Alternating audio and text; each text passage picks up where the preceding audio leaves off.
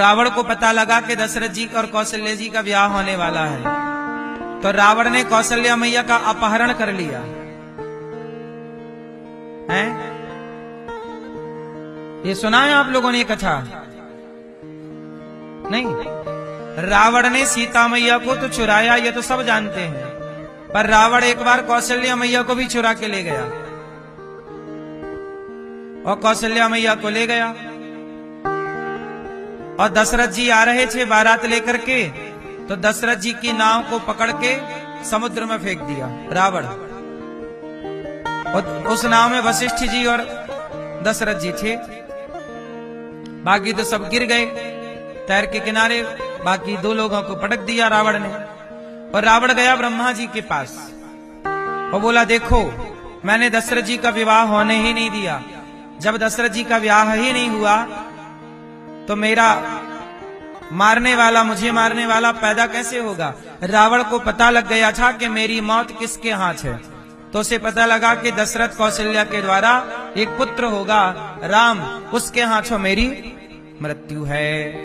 रावण ले गया तो कौशल्या मैया को और दशरथ जी को पानी में फेंक दिया समुद्र में। बोले डूब जाएंगे, मर जाएंगे।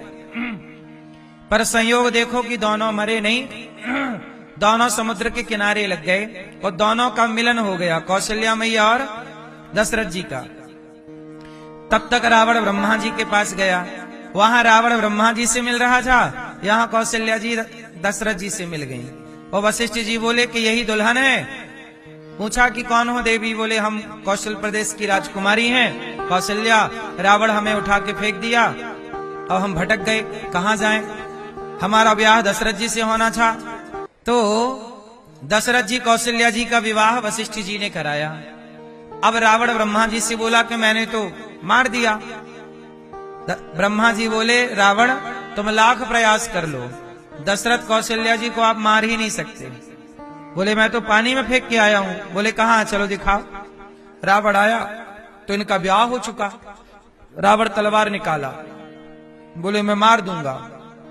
ब्रह्मा जी बोले अभी ना जल्दी करो, यदि तुम दशरथ कौशल्या किसी का भी एक बूंद खून बहाओगे तो अभी एक राम पैदा होगा इनके रक्त से, और अभी तेरा नाश कर देगा रावण। कुछ दिन और जिंदा रहना है तो इन्हें छेड़ो मत।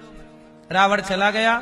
उसके बाद पलट के कभी दशरथ जी की ओर नहीं देखा, कौशल्या जी की ओर रावण नहीं देखा। फिर दशरथ कौशल्या जी अयोध्या जी आए और बाद में फिर दशरथ कौशल्या जी के यहाँ यज्ञ हुआ। यज्ञ के बाद फिर खीर आई। और अच्छा, रावण ने फिर तपस्या की।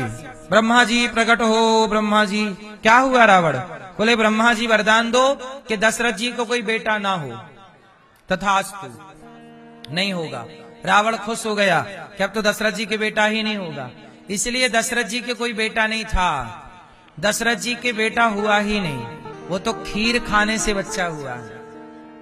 दशरथ जी से कोई पुत्र नहीं हुआ। रावण ने वरदान मांग रखा कि दशरथ जी के कोई संतान ही ना हो। इसलिए यज्ञ में खीर हुई और खीर खाकर के तीनों रानियां गर्भवती हुई और खीर से संतान हुई, ना कि दशरथ जी से। ये रावण ने वरदान मांग लिया कि बच्चा ही ना हो। रावण ने पूरा प्रयास किया कि मैं मरूं ना। कितना भी प्रयास करो, कितना भी च्यवनप्राश खाओ, पर मरना तो पड़ेगा। हैं?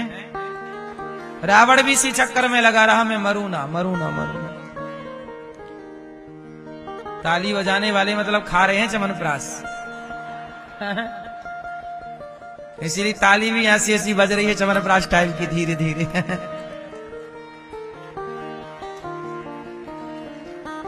तो लाख करो चतुराई, कर्म का लेख मिटे ना भाई। भगवान कहां प्रकट होते हैं? देखो भगवान कृष्ण की बाल लीला स्टार्ट हो गई। कहां से? जेल से। भगवान कृष्ण की जिंदगानी शुरू कहां से होती है? जेल से। कई बार लोग जेल जाने से डरते हैं, जेल जाने से घबराते हैं। गलत काम नहीं करना चाहिए, गलत काम करके जेल नहीं जाना चाहिए।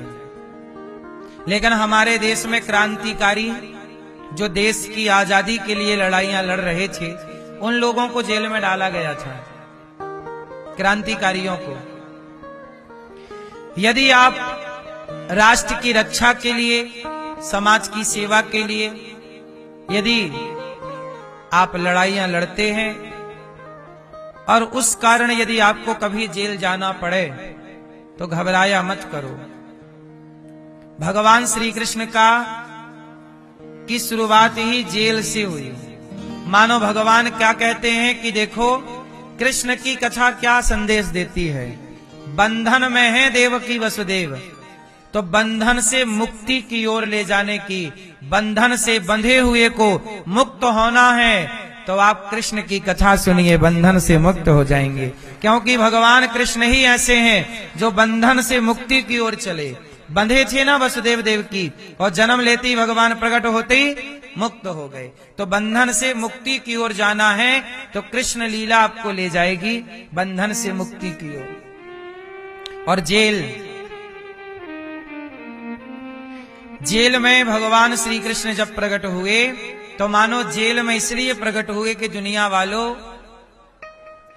जेल कैद है, कैद खाना ही तो जेल है। ऐसे ही ये जिंदगी कैद खाना है। आप आके कैद हो जाते हैं 50 साल के लिए, 100 साल के लिए कैद हो गए। लेकिन इस कैदी जीवन से भी आपको मुक्त होने का प्रयास करना चाहिए। कई बार आप लोग समझ लेते हैं कि बस जिंदगी में पैसा मिल गया, पद प्रतिष्ठा मिल गई, नाम शोहरत मिल गया, अब क्या चाहिए। नहीं, अभी भी आप जेल में ही हैं। ये संसार की जेल में हम सब हैं। मुक्ति क्या है? भगवान श्री कृष्ण जब मुक्त हुए, वसुदेव जी लेकर चले तो पांव की बेड़ियां खुल गईं, हाथ की हथकड़ियां खुल गईं, पहरेदार सो गए। तात्पर्य यह हुआ कि जब आप भव से मुक्त होते हैं तो आपके लिए मोक्ष के दरवाजे ऐसे ही खुल जाते हैं जैसे वसुदेव जी के लिए जेल के दरवाजे खुल गए। मोक्ष का दरवाजा खुलना ही मुक्ति है। आप अभी भी जेल में ही हैं, हम अभी भी जेल में ही हैं। ये जिंदगी क्या है? कैद ही तो है। हम कैद हैं। कहां? एक छोटी सी जिंदगी में कैद हैं। वही सवेरा, वही शाम, वही नहाना धोना, वही खाना पीना, वही क्रियाकलाप रोज का एक जैसा है। लेकिन इस जीवन को पाकर भी यदि हमने उस मोक्ष तक ना पहुंचाया अपने आप को, तो ये पाना बेकार है। तो भगवान कृष्ण यही कहते हैं कि आप बंधन में हो, अब मुक्ति की ओर कदम बढ़ाओ। और जैसे ही वसुदेव जी चले, पांव की बेड़ियां खुल गईं, पहरेदार सो गए। हमारे भी 10 पहरेदार हैं। 5 ज्ञानेंद्री, 5 कर्मेंद्री।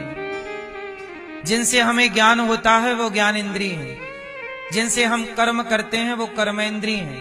आंख से ज्ञान है रूप का, कान से ज्ञान है शब्द का, वाणी से ज्ञान है रस का, और नासिका से ज्ञान है गंध का, त्वचा से ज्ञान है स्पर्श का। ये 5 ज्ञानेंद्रिय हैं। 5 क्या है मेरी माँ? 5 ज्ञानेंद्रिय, 5 कर्मेंद्रिय। इन 10 इंद्रियों के ये 10 पहरेदार हैं। परेशान करते हैं आपको कौन कौन? 5 ज्ञानेंद्रिय तो परेशान करती ही हैं। आपको कौन परेशान करता है? आंख। आंख परेशान करती है कि नहीं? आंख क्या कहती रहती है? दिखाओ। आंख क्या कहती रहती है?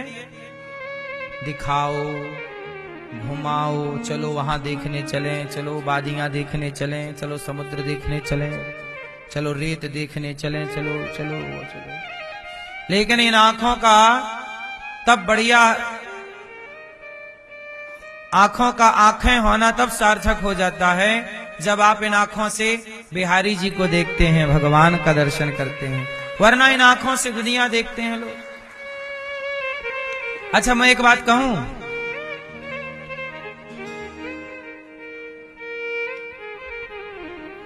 चलो बताओ आपको क्या दिख रहा है?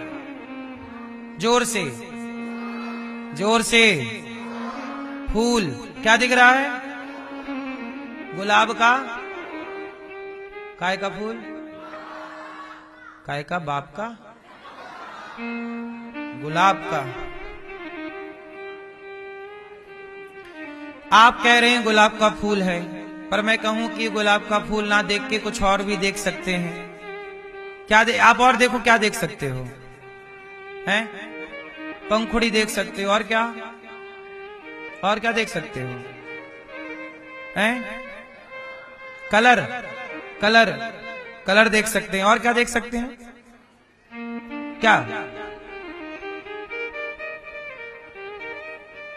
एक चीज और है जो आप लोगों से छूट रही है, और मैं कहता हूं आंखें हैं तो वही देखो जो मैं बताने जा रहा हूं। देखो, सामान्य दृष्टि से गुलाब दिखता है, ये गुलाब है, लेकिन अभी इन आंखों का होना सार्थक हुआ नहीं।